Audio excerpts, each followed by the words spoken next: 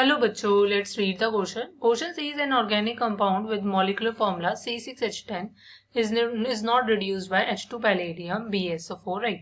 From the given options compound आपका क्या होगा ये आपको बताना है. क्लियर. सो आपको बताना है कि एक ऑर्गेनिक कंपाउंड है जिसका मॉलिकुलर फॉर्मूला है C6H10. ये आपका रिड्यूस नहीं होता by H2 in palladium and BSO4. So आपको बताना है कि इनमें से कौन सा कंपाउंड होगा, first, second, third, fourth, right. Options given है यहाँ पर A, B, C and D. सो देखो सबसे पहले बच्चों यहाँ पर आपको की कॉन्सेप्ट समझना होगा इस क्वेश्चन का. अगर मैं इस क्वेश्चन के की कॉन्सेप्ट की बात करती हूँ, सो की कॉन्सेप्ट आपका लाई करता है कि आपको पता होना चाहिए कि H2 पैलेडियम BSO4 का रोल क्या होता है, राइट.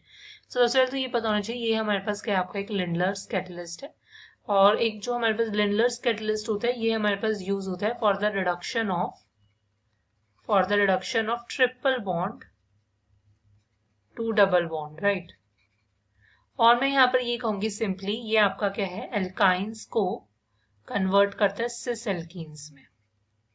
क्लियर. एल्काइंस को अगर हमें सिस एल्कीन्स में कन्वर्ट करना है तो उसके लिए जो रिएजेंट यूज होता है that is your Lindlar's catalyst. अब देखो सो यहाँ पर आपको इतना समझना होगा कि ये बेसिकली क्या है कि एल्काइन को ही एल्कीन सिस एल्कीन्स में कन्वर्ट करता है, मतलब ये एल्कीन्स को कन्वर्ट नहीं करता है. फाइन. सो यहाँ पर आपके पास जो भी एल्कीन का केस है उनको ये रिड्यूस नहीं करेगा.